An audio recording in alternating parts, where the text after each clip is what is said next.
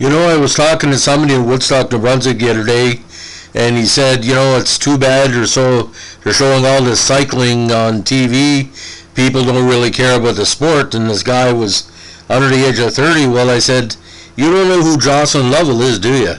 He kind of looked at me and said, who's that? Well, for a Canadian, Jocelyn Lovell was one of the greatest athletes of all time. The only reason why he never won a gold medal for Canada was at the Olympics was he was too busy winning gold medals every place else. Now, there's an article in the Toronto Star that was published by writer Linda Bernard when Lovell died at age 65 in 2016. And she talked about the it factor, and I tell it. She said they call it souplesse in the cycle. The seemingly effortless fluid unity of pedal stroke and motion that makes a cyclist appear at one with the bike. And Jocelyn Lovell had that in spades. Now, he died 5 years ago after a major accident a few years previous that took him off the track and paralyzed him. We'll get into that in a second. It was a tragedy, a long-term tragedy that we in the media and the followers of cycling in Canada look to as sort of one of the worst incidents that the sport has ever been through, because he was a role model to everybody. Now, Jocelyn, who lived in Mississauga, by the account of, I think it was Brian Williams, when he did an article on him being paralyzed, won more than 35 national titles on road and track at every distance. He represented Canada at 3 Olympic Games, including 68, 72, and 76, won 6 Commonwealth Games medals, including 4 golds, World Championship silver in 78, and gold medals at 2 Pan Am Games in 71 and 75.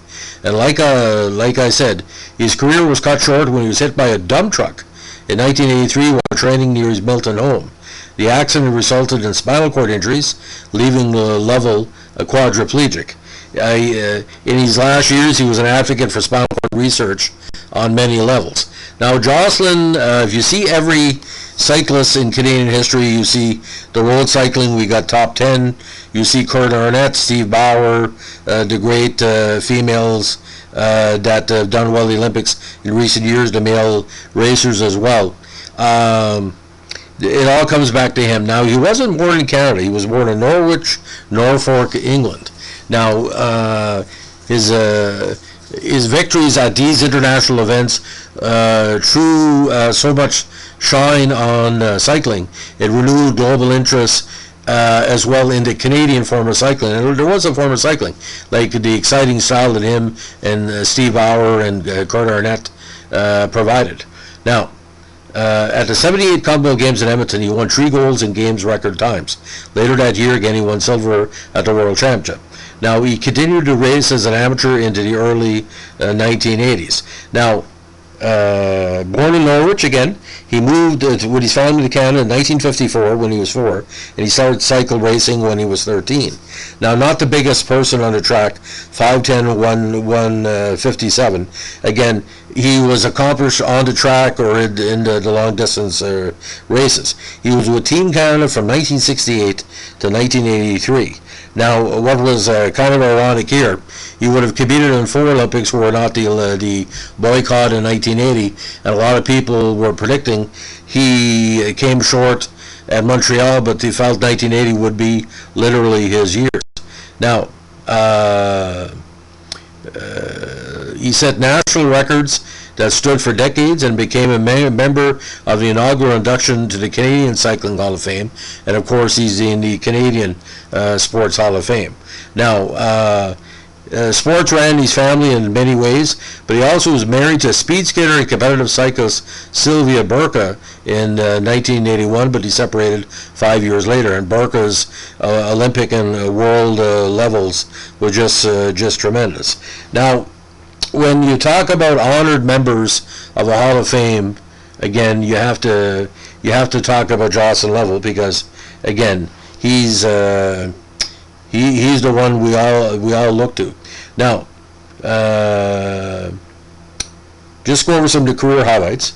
Again, Commonwealth Games 1970, gold medal in the 10-mile scratch race, bronze medal in the 1,000-meter time trial, and silver medal in the tandem sprint with his partner Harvey. Pan Am Games gold medal in the 1,000-meter time trial, 75 Pan Am gold medal, 1,000-meter time trial. He also won the Norton H. Cole Award for the Canadian Male Amateur Athlete of the Year. 78, this was the big year. He won World Championship Silver, 1,000-meter time trial, Commonwealth Games gold medal in the 10-mile scratch race, 1,000-meter time trial, and he won the tandem sprint with Gordon Singleton, who was always a great representative for Canada. Now, according to a biography that was written about him years ago, colorful and controversial were the adjectives most applied to Jocelyn Lovell as he dominated Canadian cycling during the 1970s. To those attributes, which were no less evident of his athletic career was tragically cut short, were added defiance and perseverance. Now, at age 15 as a junior, he won the first would be more than 35 national cycling titles. He made the 68 Olympic team for Mexico City while still a teenager and finished 7th in the 1,000-meter time trial. But it was in 1970 that Lovell again made his mark on the international stage. Again, the 10-mile scratch race at the 70 Commonwealth Games at Edinburgh made him the first Canadian in 32 years to win a cycling gold. He added silver and bronze at those games. Now, the 1,000-meter time trial was his race, dominated throughout the 1970, again winning at both the 71 and 75 Pan Ams, and in the process setting a record for distance that would stand for 28 years. His most controversial side in 1974 emerged in 1974, a year where he came within one event of winning every race at the Canadian Championships, when what he called a prank resulted in injuries which prevented him from duplicating his his suspension from that year's Commonwealth Games. His successes, however, led to the 1974 award as Canada's top male amateur athlete. He competed at 2 more Olympic Games, though injuries prevented him from duplicating his Commonwealth and Pan Am Games success at Munich in 72 and Montreal in 76. 2 years later, Lovell set out to achieve international success on home soil.